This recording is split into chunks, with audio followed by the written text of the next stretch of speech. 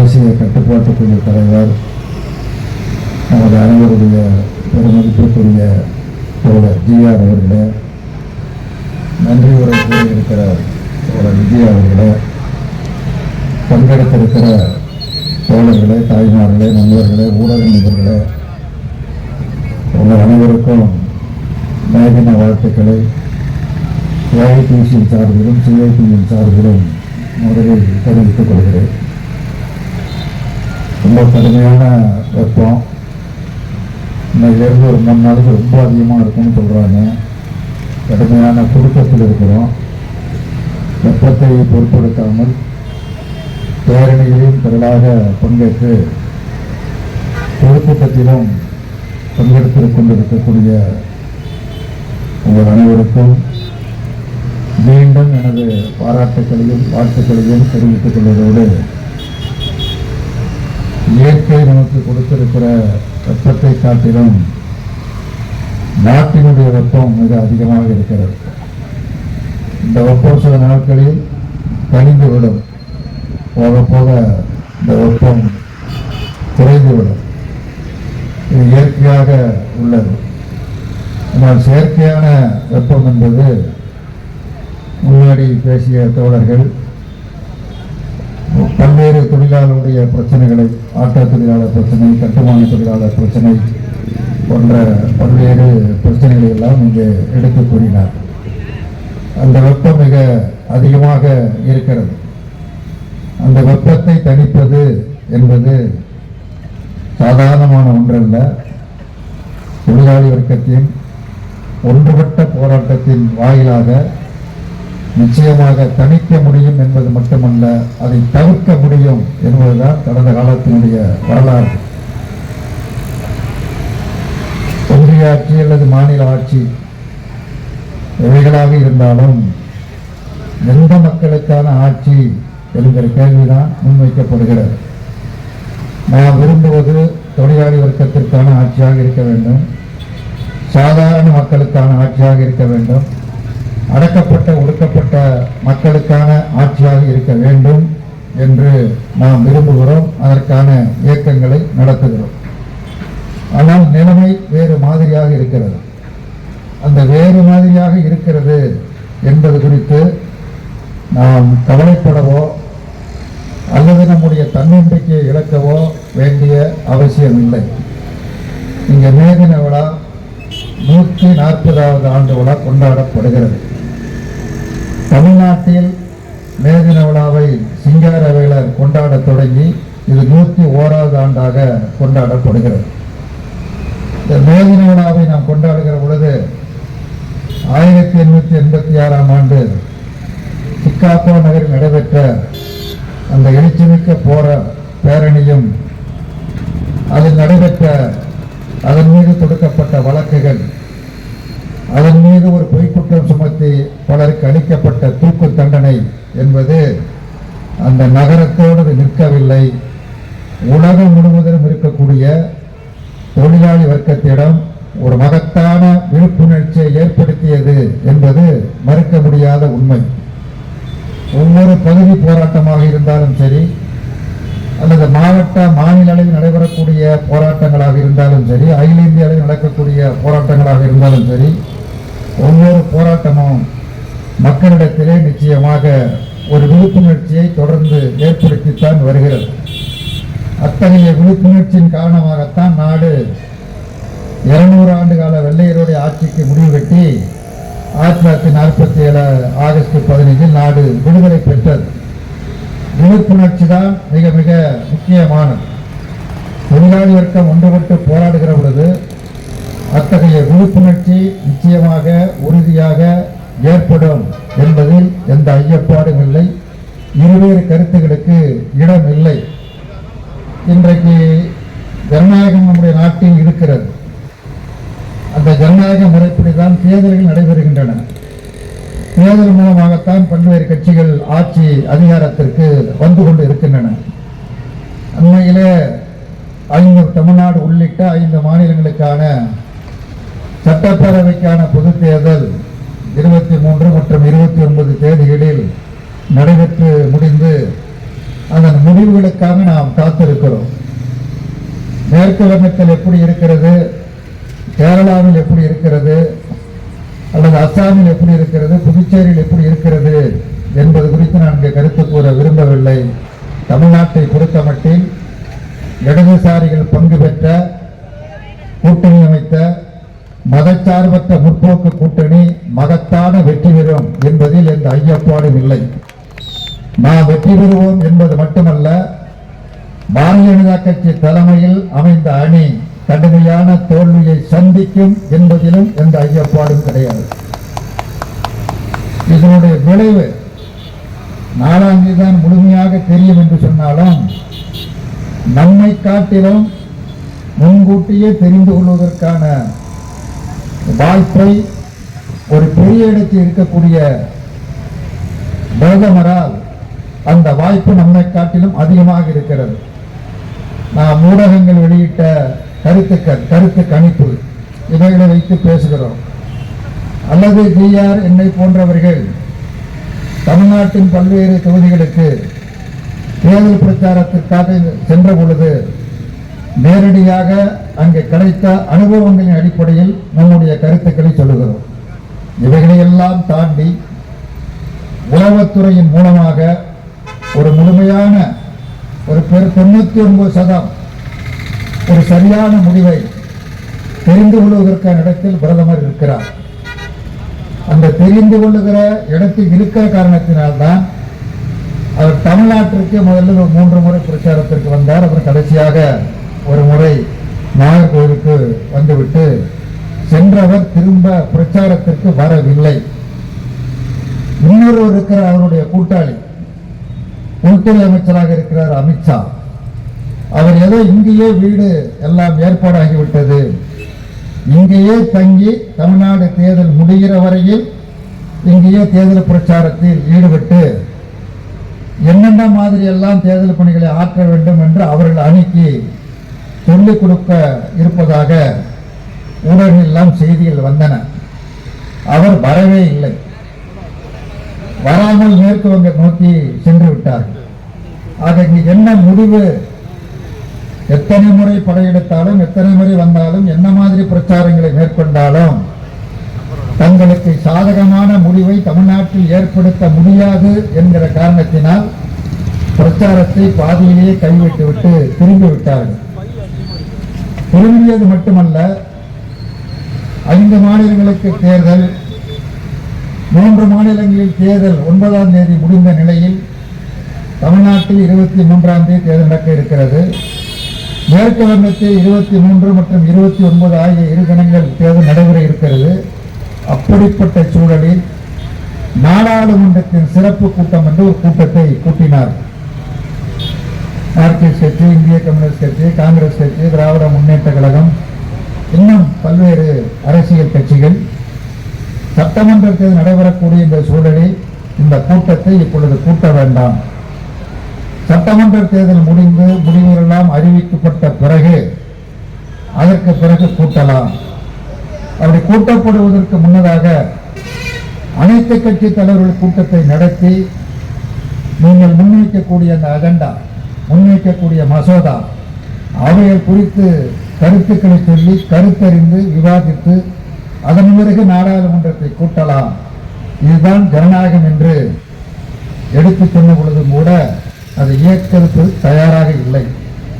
மாறாக 16ஆம் தேதியிலிருந்து 18ஆம் தேதி வரை கூட்டம் நடைபெற்றே தீரும் என்று ஒற்றைக்காலில் நின்று அந்த கூட்டத்தை நடத்தினார். அந்த கூட்டத்தை நடத்துகிற பொழுது தமிழ்நாட்டில் 39 நாடாளுமன்ற உறுப்பினர்கள் இருக்கிறார். அதே போல மேற்கு வங்கத்தில் 40க்கு மேற்பட்ட நாடாளுமன்ற உறுப்பினர் இருக்கிறார். அந்த கூட்டத்திற்கு செல்வதா அல்லது தாங்கள் மேற்கொண்டிருக்கிற பிரச்சாரத்திற்கு செல்வதா என்கிற இக்கட்டான ஒரு சூழலை, ஒரு நெருக்கடியை உருவாக்கினார்கள். ஆனாலும் நாடாளுமன்ற உறுப்பினர்கள் அனைவருமே தேர்தல் களத்தில் இருந்து நாடாளுமன்றத்திற்கும் சென்றார். தொடர்ந்து மேற்கொள்ளப்பட்ட பிரச்சாரம், மோடியாலும் அமித்ஷாவிலும் சொல்லப்பட்ட பிரச்சாரம் என்பது பெண்களுக்கு, மகளிருக்கு நாடாளுமன்றத்திலும் சட்டமன்றத்திலும் 33% இடஒதுக்கீடு கொண்டு வருவதற்கான கூட்டம் என்கிற முறையில் தான் திரும்ப திரும்ப பிரச்சாரம் செய்தார்கள். அதற்கு எல்லோரும் ஒத்துழைக்க வேண்டும் என்கிற வேண்டுகோளையும் விடுத்தார்கள். பெண்கள் மகளிருக்கு 33% இடஒதுக்கீடு கொடுக்க வேண்டும் என்பதில் மார்க்சிஸ்ட் கட்சிக்கோ இந்திய கம்யூனிஸ்ட் கட்சிக்கோ மாறுபட்ட கருத்து கிடையாது, திராவிட முன்னேற்ற கழகத்திற்கும் கிடையாது. 543 தொகுதிகளில் 33% இடஒதுக்கீடு என்று கொண்டு வந்திருப்பார்களேயானால் ஒரு கையல்ல 2 கையும் உயர்த்தி அந்த மசோதாவை ஆதரிப்பதற்கு தயார். ஆனால் அதற்கு மாறாக மகளிர் இடஒதுக்கீடு என்கிற பெயரால் தொகுதிகளுடைய எண்ணிக்கையை 543 இருந்து 850 உயர்த்துவது. அந்த 850 உயர்த்துவது என்கிற பொழுது எந்த அடிப்படையில் உயர்த்துவது? அதுக்கு ஏதாவது ஒரு காரணம் இருக்கணும்ல. அப்படி உயர்த்த வேண்டும் என்றால் ஏதாவது ஒரு முறையை, ஒரு கோட்பாட்டை பின்பற்றணும்ல. என்ன வகை கோட்பாடு என்று சொன்னால் தமிழ்நாட்டிற்குரிய எண்ணிக்கையை சொல்லுகிறார்கள். 39, 59 உயரம், கேரளாவுக்கு 20, 23 உயரம் என்று சில குறிப்பிட்ட மாநிலங்களை கூறிவிட்டு உத்தரப்பிரதேசத்துக்கு எவ்வளவு உயரம் என்று குறிப்பிடுவதற்கு தயாராக இல்லை. இந்த அதிகரிப்பு என்பது மக்கள் தொகை அடிப்படையில் உயர்த்தப்படும் என்று காரணம் சொன்னார்கள். மக்கள் தொகை என்கிற அடிப்படையை உயர்த்தினால் தமிழ்நாடு மிக கடுமையாக பாதிக்கப்படும் என்பதுதான் யதார்த்தமான உண்மை.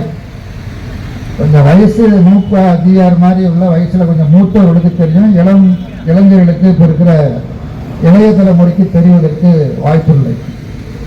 ஒன்றிய அரசாங்கம் காங்கிரஸ் கட்சி ஆட்சியில் இருந்த பொழுது மக்கள் தொகையை கட்டுப்படுத்த வேண்டும் என்று குடும்ப கட்டுப்பாடு திட்டத்தை தீவிரமாக அமல்படுத்த வேண்டும் என்று ஒரு பெரும் முயற்சி மேற்கொள்ளப்பட்டது.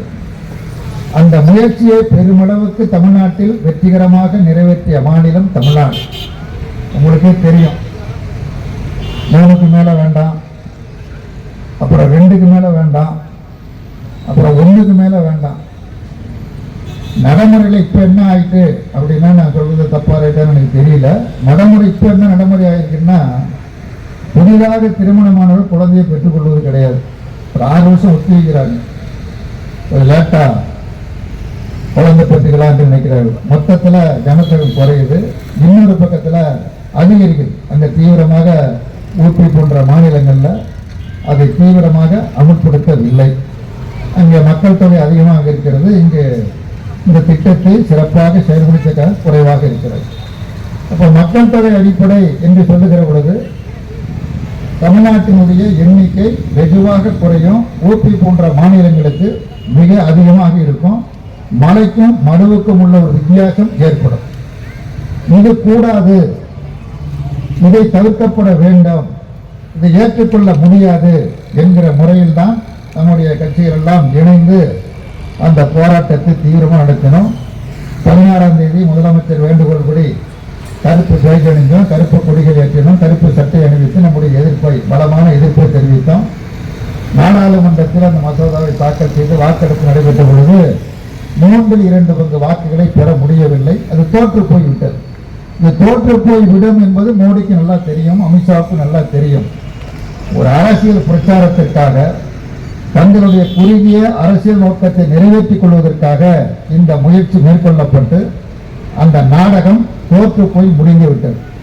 இந்த நாடகம் தோற்று போன பிறகு வாரணாசி தொகுதிக்கு பிரதமர் செல்கிறார். அதுதான் அவரை தேர்ந்தெடுத்த தொகுதி, வாரணாசி தொகுதி. காசின்னு சொல்லுவாங்க. நேற்று ஆனந்தவுடன் பத்திரிகை பார்த்தேன். துலாபாரம் படத்தில் நடித்த சாரதா மிகச்சிறந்த நடிகை, ஊர்வசி பட்டமெல்லாம் பெற்றவர்கள். அவங்க காசியை பற்றி ஒரு கருத்து சொல்லியிருக்கிறாங்க. சொன்னதாக ஆனந்தவுடன் பத்திரிகை நேற்று செய்தி வெளியிட்டிருக்கு.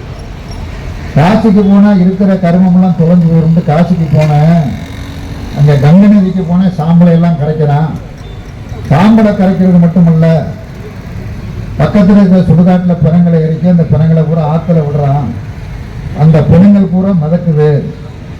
அதை கழுகுகளும் காக்கைகளும் கொத்தி தின்று கொண்டு இருக்கின்றன. இப்படி அசிங்கமாக கங்கை நதி ஓடிக்கொண்டிருக்கிறது. சரி, விஸ்வநாதர் ஆலயத்திற்கு போறேன்னு அங்கே போனேன். அங்கே ஒருத்தர் பீடியை குடிச்சிட்டு இருக்காரு. காசி விஸ்வநாதருக்கு முன்னாடி அந்த தெய்வத்துக்கு முன்னாடி பீடி குடிச்சிட்டு வந்து உட்கார்ந்து இருக்கிறாரு. அவர் தான் அதுக்கு பூசாரியாம். அந்த பூசாரிகிட்ட பூவை கொடுத்தேன், அவர் இடது கையால வாங்கி வலது கையால சாமி மேல தூக்கி வீசுறாரு, எரிகிறாரு. இதுதான் காசின்னு அந்த அம்மா சொல்லியிருக்கிறார். அந்த காசியில தான் நம்முடைய பிரதமர் அங்கே போய் கங்கை நீரை, இந்த சாரதா சொன்ன கங்கை இருக்குல்ல, சாம்பலை கரைத்து போகிற கங்கை, பிணங்கள் மிதந்து போகிற அந்த கங்கை, அந்த நீரை, அந்த ஜலம், அவங்க பாணியில் சொன்ன ஜலம், அந்த ஜலத்தை எடுத்து தலையில தெளிச்சுக்கிட்டு அங்கே உரையாற்றுறார். என்ன உரையாற்றுகிறார்? அவர் நாட்டினுடைய பிரதமர். இந்த நாட்டில் பல பேர் பிரதமராக இருந்திருக்கிறாங்க. பண்டித ஜவஹர்லால் நேரு தொடங்கி பலர் இருந்து, வாஜ்பாய் கூட பிரதமராக இருந்திருக்கிறார். இந்திரா காந்தி இருந்திருக்காங்க, லால் பகதூர் சாஸ்திரி, மொரார்ஜி தேசாய், சந்திரசேகர், தேவகவுடா, குஜராத், விபி சிங், பலரும் இருந்திருக்கிறார்கள். எந்த ஒரு பிரதமரும் நாட்டு மக்களிடையே ஒற்றுமையைத்தான் விரும்புவார்கள். ஏன்னா அந்த பொறுப்பு மிக உயர்ந்தபட்ச மரியாதைக்குரிய பொறுப்பு. அது மோடி இன்னைக்கு பிரதமராக இருக்கலாம், நாளைக்கு வேறொருவர் வரலாம். வகிக்கிற பொறுப்பு மிக உயர்ந்தபட்ச பொறுப்பு, மரியாதைக்குரிய பொறுப்பு. அத்தகைய பொறுப்பில் உள்ள அத்தனை பேரும் நாட்டு மக்களுடைய ஒற்றுமையைத்தான் விரும்புவார்கள். ஒற்றுமையை சீர்குலைக்க ஒருபோதும் விரும்ப மாட்டார்கள். ஆனால் நரேந்திர மோடி ஒரு நாட்டினுடைய பிரதமராக உரையாற்றவில்லை. அதற்கு மாறாக ஒரு பிரிவினைவாதை போல் அங்கே போய் பேசுகிறார். என்ன பேசுகிறாரு? உத்தரப்பிரதேச மாநிலத்திற்கு அதிக இடங்கள் கிடைப்பதற்குள்ள ஏற்பாட்டை நான் செய்தோம். திமுக, சமாஜ்வாதி கட்சி போன்ற கட்சிகள் அதை தடுத்து நிறுத்திவிட்டார்கள் என்று தமிழ்நாட்டு மக்களுக்கும் உத்தரப்பிரதேச மாநிலத்து மக்களுக்கும் ஒரு மோதலை உருவாக்கக்கூடிய அற்பத்தனமான உரையை அவர் அங்க உரையாற்றி இருக்கிறார். ஒரு பிரதமர் இப்படி உரையாற்றலாமா? நாட்டு மக்களுடைய ஒற்றுமையை விரும்பக்கூடிய அந்த பெரிய பொறுப்பில் இருக்கக்கூடியவர் மோதலை உருவாக்கக்கூடிய, கலகத்தை உருவாக்கக்கூடிய ஒரு உரையாற்றி அது பத்திரிகைகள் எல்லாம் பெருசா செய்திகள் வந்திருக்கிறது. அப்புறம் சூழாயத்தையும் கையில் கொடுத்து அந்த படத்தோட பல பத்திரிகைகள் செய்திகள் வெளியிட்டிருக்கின்றன. என்ன காரணம்? தான் நினைப்பதை இந்த நாட்டில் செய்ய வேண்டும், RSS விரும்புவதை நிறைவேற்ற வேண்டும். எதற்காக இந்த தொகுதிகளுடைய எண்ணிக்கை அதிகரிப்பு 880 எதற்கு உயர்த்த வேண்டும்? 880 உயர்த்துவதன் மூலம் தங்களுக்கு சாதகமான மாநிலங்களில் இருந்து அதிகபட்ச நாடாளுமன்ற உறுப்பினர்களை பெற்றுவிடலாம். பெற்றுவிட்ட பிறகு RSS அஜெண்டாவை நிறைவேற்றலாம். பலவற்றை நிறைவேற்றி கொண்டு இருக்கிறார்கள். எல்லாரும் சொன்னாங்க மாற்று இடதுசாரி தான், இடதுசாரிகள் ஆட்சி அதிகாரத்திற்கு வர வேண்டும். அம்பேத்கர் கட்டுரை கூட இன்றைக்கு இந்து பத்திரிகையில் வந்திருக்கிறது. தொழிலாளி வர்க்கம் தொழிற்சங்கம் மட்டும் வைத்துக் கொண்டால் போதாது, தொழிலாளியுடைய உரிமைகளுக்காக மட்டும் போராடினால் போதாது, ஆட்சி அதிகாரத்திற்கு வர வேண்டும் என்று அம்பேத்கர் தெரிவித்திருக்கிறார். உங்களுடைய நினைவிற்காக நான் சொல்கிறேன், நீண்ட நேரம் எடுத்துக்கொள்ள விரும்பவில்லை. 8-10 மணிக்குள்ளாக கூட்டத்தை முடிக்க வேண்டும் என்று தலைவர் கட்டளையிட்டிருக்கிறார். அதற்கு தகுந்தார் கூட சுருக்கமாக நான் முடிக்கிறேன். நாடாளுமன்றத்தில் 81 பேர் இடதுசாரிகள் இருந்தார்கள். இப்ப இல்லை. இப்போ 4 பேர் 5 பேர் இருக்காங்க. தமிழ்நாட்டிலிருந்து ஒரு 4 பேர், கேரளத்திலிருந்து ஒருத்தர் தானே செய்யாரு, கேரளத்திலிருந்து ஒருத்தர், 5 பேர், ராஜஸ்தான்ல ஒண்ணு, சரி 6 பேர், 7 பேரை கூட வச்சு ஒன்றும் பெரிய பிரச்சனை இல்லை. 61 பேர் இருந்தோம், இப்போ 6-7 பேர் தான் இருக்கோம். இதனால நட்டம் யாரு? இதனால் இழப்பு யாரு? இடதுசாரிகள் நாடாளுமன்றத்திற்கு செல்லவில்லை, அங்க இல்லை, சட்டசபையில் இல்லை, மந்திரியா இல்லை, தந்திரியா இல்லை, அப்படி பல்வேறு கருத்துக்களை எல்லாம் பேசிக்கொண்டு இருக்கிறார். இடதுசாரிகள் நாடாளுமன்றத்திலோ அல்லது சட்டமன்றத்திலோ அதிக உறுப்பினர்கள் இருந்தால் அதனுடைய விளைவு என்ன? அங்கே அவர்கள் இல்லை என்றால் அதனுடைய விளைவு என்ன? நாடு பூராவும் விவாதிக்கப்பட்டுக் கொண்டிருக்கிற விஷயம் மகாத்மா காந்தி வேலை உறுதியளிப்பு சட்டம். இந்த நகரத்துக்கு அது பொருந்தாமல் இருக்கலாம், ஆனால் 30 கோடி மக்களுக்கு வாழ்வொழித்த சட்டம் அந்த சட்டம். அந்த சட்டம் எப்போ வந்தது? 61 பேர் நாடாளுமன்றத்தில் இருந்த காரணத்தினால் அந்த 100 நாள் வேலை திட்டம் வந்தது. தகவல் உரிமை பெறும் சட்டம் எது வந்தது? 61 பேர் நாடாளுமன்றத்தில் இருந்த காரணத்தினால் அந்த சட்டங்கள் வந்தது. மன்மோகன் சிங் ஆட்சி முதலாட்சி அப்படிதான் அந்த 61 பேர் இருந்தது. தஞ்சாவூர்ல நடந்ததை சொல்றேன், நான் ஒன்றும் பெருசா புத்தகம் முடிச்சுட்டு பேச விரும்பல, நடந்ததை சொல்லுகிறேன். ஒரு சின்ன பஸ் முதலாளி 5-6 பஸ் வச்சிருக்கிறாரு. அவர்கிட்ட போனோம். எதுக்கு போயிருக்கோம்? நன்கொடாங்க போயிருக்கோம். வேற எதுக்கு போவோம்? ரசிக புத்தகத்தோட நன்கொடாங்களுக்கு போனோம். அவர் என்ன சொன்னார் அப்படின்னா, நீங்க எவ்வளவு கேட்டாலும் நான் கொடுக்க கடமைப்பட்டவன் அப்படின்னாரு. ஒரு சின்ன பஸ் முதலாளி, நீங்க எவ்வளவு கேட்டாலும் நான் கொடுக்க கடமைப்பட்டவன் அப்படின்னாரு. என்னங்க ஏங்க அப்படி சொல்றீங்க? என்ன நீங்க 61 பேர் பார்லிமெண்ட்ல இருக்கிறீங்க, பெட்ரோல் டீசல் விலையை ஏத்தணும்னா ஒரு 15 நாள் உங்களால அது பிரேக் ஆகுது. உடனடியே ஏத்த முடியல. மன்மோகன் சிங்கால ஏத்த முடியாது. உங்கள் தயவு இல்லாம ஒரு ஏத்த முடியாது. அப்படி இப்படி பார்த்தா ஒரு 15 நாள் 20 நாள் தாமதமாகுது ஒரு பைசா ஏத்துறதுக்கு. அப்ப நான் ஒரு நாளைக்கு 5000-10,000 ரூபாய்க்கு டீசல் போடுற ஆளு. அப்ப 20 நாள் தாமதமான அந்த 20 நாள் எனக்கு மிச்சம். அது நீங்க 61 பேர் இருக்கிறதுனால தான் எனக்கு இது மிச்சம். அதனால நீங்க கேட்கறது என்ன கேட்டாலும் கொடுக்க கடமைப்பட்டிருக்கோம்னு சொன்னார். நம்ம கேட்டதை கொடுக்கல, அது வேற விஷயம். அப்ப என்ன, அங்க இருந்தால் எல்லோரும் பயன் அடைகிறார்கள், இல்லை என்றால் பயன் இல்லை. யாருக்கு? நாட்டு மக்களுக்கு பயன் இல்லை. கம்யூனிஸ்ட் கட்சி காலியாகாது. நாடாளுமன்றத்தில் உறுப்பினர்களே இல்லை என்றாலும் கம்யூனிஸ்ட் கட்சி காலியாகாது. சட்டமன்றத்தில் கம்யூனிஸ்ட் உறுப்பினர் இல்லை என்றாலும் கம்யூனிஸ்ட் கட்சி காலியாகாது. இருக்கும், இருந்து கொண்டே இருக்கும். இந்த உலகம் இருக்கும். உலகம் இருக்கிற வரை செங்கொடி பறந்து கொண்டுதான் இருக்கும். அதை எவனாலும் தடுத்து நிறுத்த முடியாது. வெறும் சட்டமன்ற நாடாளுமன்ற உறுப்பினர் எண்ணிக்கை அல்லது வாக்கு சதவீத எண்ணிக்கை, அதை வைத்து கம்யூனிஸ்டுகளை மதிப்பீடு செய்வது ஒரு சரியான அரசியல் அணுகுமுறை இல்லை. தமிழ்நாட்டில் 234 சட்டமன்ற தொகுதி இருக்கிறது. 2 கட்சியும் சேர்ந்து போன தடவை போட்டி போட்டது 12, ஒரு டஜன். இந்த தடவை அதுக்கும் வழி இல்லை. போட்டியிட்டது 10 தான். அப்ப ஓட்டு சதவீதம் எப்படி கணக்கிடுறாங்க? இந்த 10 தொகுதியில வாங்கின ஓட்டு சதவீதம் சதவீதம் என்று சொல்லுகிறார்கள். அப்ப மற்ற இடத்துல அந்த 10 போக பாக்கி 224 தொகுதியில நாங்க போட்ட ஓட்டு எந்த சதவீதத்தையும் வராது. அது அவங்க கணக்கில் போயிடும். யாரை ஆதரிக்கிறோமோ அவருடைய கணக்கில் தான் போகும். அப்போ ஓட்டு சதவீதத்தை வைத்தோ அல்லது வெற்றி பெற்ற தொகுதிகளின் எண்ணிக்கைகளை வைத்தோ கம்யூனிஸ்டுகளை மதிப்பிடுவது அவ்வளவு பொருத்தமற்றது. யார் தேவை என்பதை பார்க்க வேண்டும். யார் இருந்தால் நாட்டிற்கு நல்லது நடக்கும் என்பதை பார்க்க வேண்டும். அதான் அந்த உதாரணம். 61 பேர் இருந்தது. இன்றைக்கு 61 நாடாளுமன்றத்தில் பலமாக இல்லை. இடதுசாரிகள் பலமாக இல்லை. பலமாக இல்லாத காரணத்தினால் மோடி அரசாங்கம் தன்னுடைய விருப்பங்கள் அனைத்தையும் நிறைவேற்றிக் கொண்டிருக்கிறார்கள். இந்த தொழிலாளருடைய சட்டங்களை பற்றி சொன்னார்கள். 44 சட்டங்களை 4 தொகுப்புகளாக மாற்றி நிறைவேற்றி விட்டார்கள் என்று சொன்னார்கள். 61 பேர் இருந்திருந்தால் 60 பேர் இருந்திருந்தால் அது நிறைவேற்றிருக்க முடியுமா? ஒருபோதும் நிறைவேற்றிருக்க முடியாது. அதை அனுமதிக்க மாட்டோம். ஒண்ணு வேண்டாம், தமிழ்நாட்டில் 8 மணி நேர வேலை 12 மணி நேரமாக உயர்த்தப்பட்டது. திராவிட முன்னேற்ற கழக ஆட்சியில் 8 மணி நேர வேலை என்பது 12 மணி நேரமாக அதிகரிக்கப்பட்டது. உடனடியாக 2 கட்சிகளும் கண்டன அறிக்கைகளை வெளியிட்டன.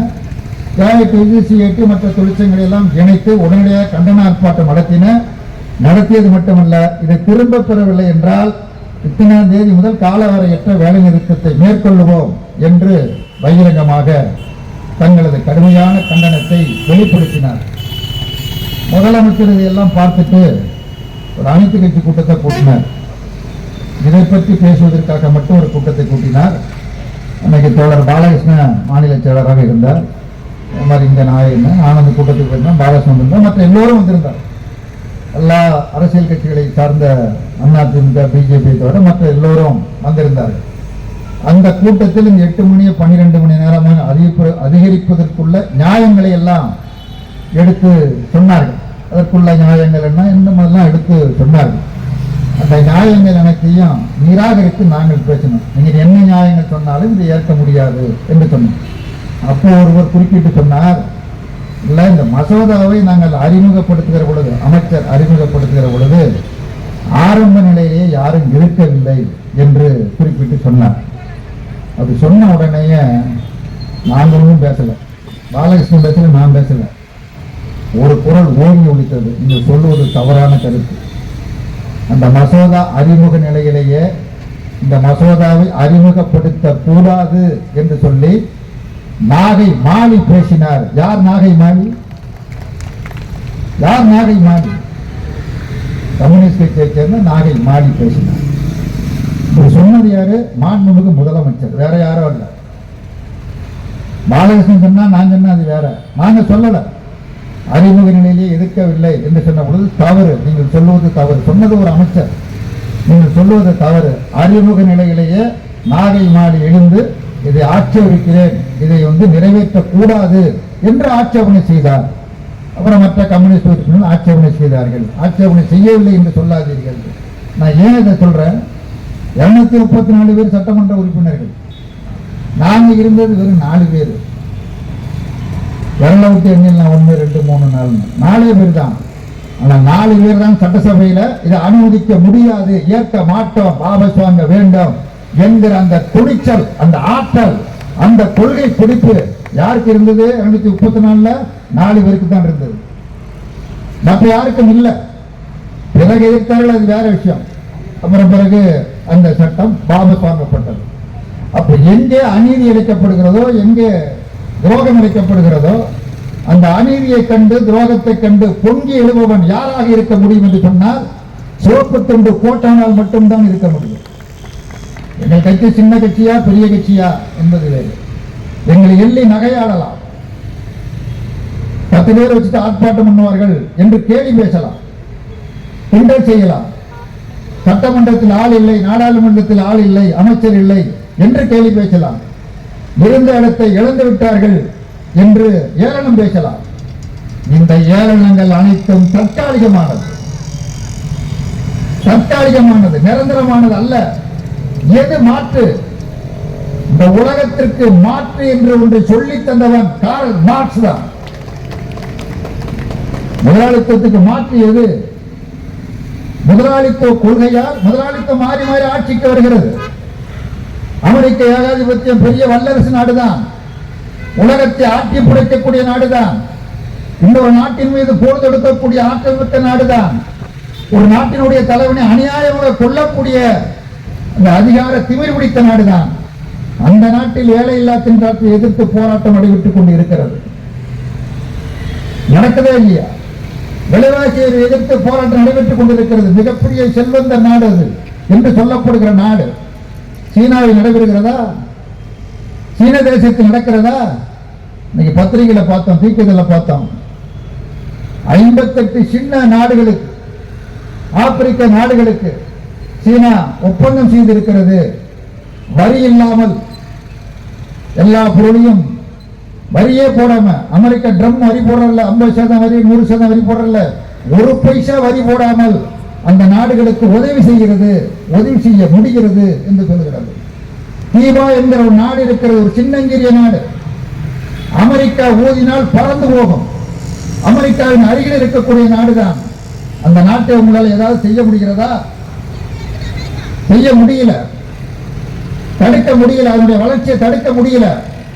உலகத்திலேயே ஆகச் சிறந்த வைத்தியம் எங்கே வழங்கப்படுகிறது? கீபாவில் வழங்கப்படுகிறது. அந்த நாட்டுக்கு மட்டுமல்ல, உலகத்தில் எந்த நாடு பாதிக்கப்பட்டாலும் அந்த நாட்டுக்கு தனது மருத்துவர்களை அனுப்பக்கூடிய நாடாக அந்த சின்னஞ்சிறிய கீபா விளங்குகிறது என்பதை நீங்கள் யாராவது மறுக்க முடியுமா? யாரும் மறுக்க முடியாது. ஆகவே இந்த மேதின வாயிலாக தலைவர் திட்டு கொடுத்துட்டாரு, முன்னாடி தீயாக பேசணும். அதனால நான் சுருக்கமாக முடிக்கிறேன். இந்த மேதின விழா என்பது வெறும் விழா அல்ல, வெறும் ஊர்வலம் அல்ல, வெறும் தப்பாட்டம் அல்ல, வெறும் நடனம் அல்ல. சபதம் எடுக்கக்கூடிய நாள் இந்த நாள், சபதம் எடுக்கக்கூடிய நாள்.